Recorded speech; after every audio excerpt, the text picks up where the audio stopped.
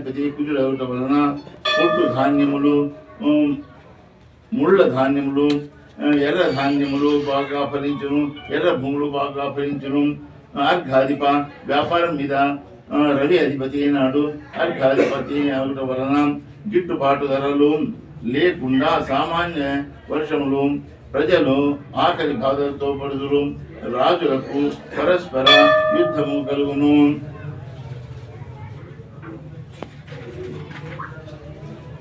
మేఘాధిపతి రవి ఫలం రవి మేఘముల మీద అధిపతి అయినందువలన ఎర్రని పంటలు బాగా ఫలించును. వర్షంలో అఖండముగా వృష్టి కలుగును. రసాధిపతి శుక్రఫలమే రస వస్తువుల పైన శుక్రుడు అధిపతి అగుట వలన నువ్వులు, నూనె వస్తువులు, బెల్లము, ఉప్పు, పెరుగు, పంచదార మున్నగునవి ప్రజలకు అందుబాటులో ఉండును.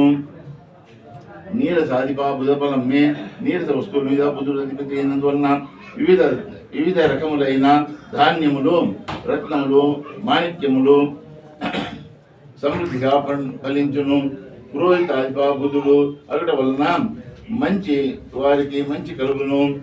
పశుపాలక ఈ సంవత్సరము యమధర్మరాజు పశువులను పెట్టుట విడుచుట అంతయు యమధర్మరాజుకు ఒప్పించినారు. ఈ సంవత్సరము ఆధిపత్యము 3 ఆధిపత్యాలు యమధర్మరాజుకే ఉన్నాయి. అది ధరలు అధికమవుతాయి. వర్షములు స్వల్పము, పాలు స్వల్పంగా ఇస్తాయి.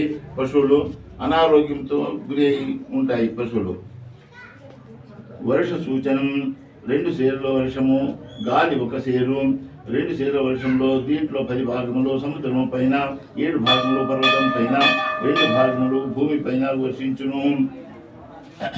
మేఘాధిపతి ఈ సంవత్సరము నీలి నామకు మేఘ మేరు పర్వత ఆగ్నేయ భాగమందు నుంచి వచ్చును. ఇది వర్షములు బాగా కురియును. దక్షిణ దిశగా నుండి వర్షములు కురియును.